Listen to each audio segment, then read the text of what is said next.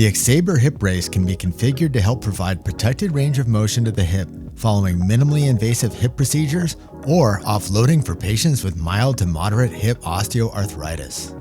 The EXCYABIR hip brace combines the latest in DonJoy technology post-operative care with its patented rotation strap, easy range of motion settings, and a comfortable wraparound design.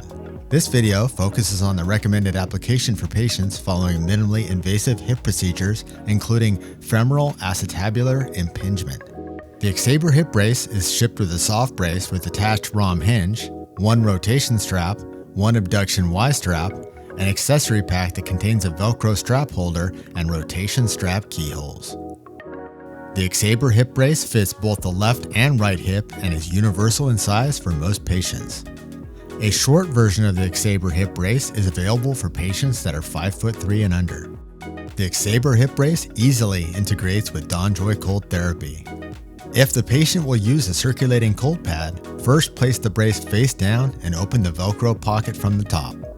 Inserting a clipboard or a piece of paper into the pocket will allow for easy insertion of the cold pad. Insert the cold pad with the fabric side facing down, adhering the pad to the pocket wall. Ensure the cold therapy pad hose goes through the opening at the bottom. Position the hose through the hole toward the rear of the patient, depending on which hip will be fit. While fitting, ensure that the hose remains outside of the thigh strap. To limit external rotation and extension of the hip, the included rotation strap with the red dot should be placed in the anterior red keyhole. Place the rotation strap in the right red keyhole for the right hip and the left red keyhole for the left hip. Pull out the dial on the rotation strap to disengage the pulley system and then pull the slack out of the strap. Note, there is a locking mechanism in the keyhole. To bypass the locking mechanism, you will need to depress the lock. Have the patient stand, hips width apart. Position the sewn circle or the brace's hinge joint over the greater trochanter. Have the patient hold the brace with their closest hand and place their opposite hand across their chest. Note that the waist belt usually sits above the patient's normal waistline. Wrap the waist strap around the patient, positioning the waist strap buckle toward the front of the patient to ensure the brace does not place pressure on the pelvis. Tighten the waist strap so that the brace is comfortable on the patient. To trim the waist strap, remove the alligator clip and trim the strap ends so that their Velcro adheres securely to the waist strap and does not overlap the patient keyholes.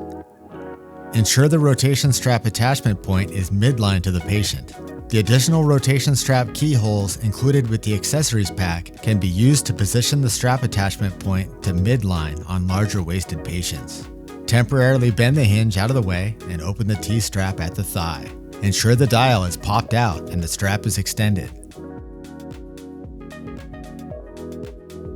Position the rotation strap in the frontmost Velcro part of the T-strap, then make a horizontal and vertical cut to the strap end.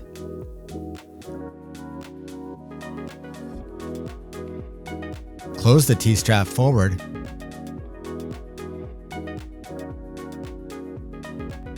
and then reapply the hinge. Following the prescribed protocol, the range of motion hinge can be used to set the flexion and extension settings. The hinge permits abduction above and below the hinge. Use the included adjustment tool to adjust the pivot points above and below the hinge.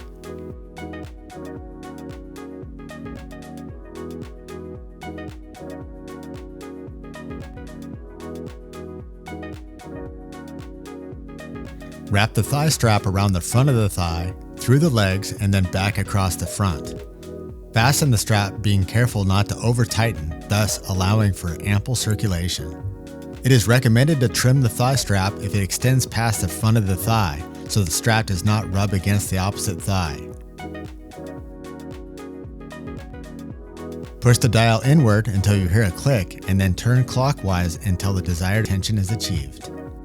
No more than 1 to 2 full turns should be made after the slack is removed from the strap. The rotation strap will assist in limiting external rotation and remind the patient not to extend the hip. If instructed by a healthcare provider, the hinge may be removed and the abduction Y strap installed. Note, it is not recommended to use the abduction Y strap with the hinge. The hinge system is attached by Velcro to the soft brace. Remove the hinge system from the brace. Clip in the abduction Y-strap in the green keyholes located on the front and back of the waist belt.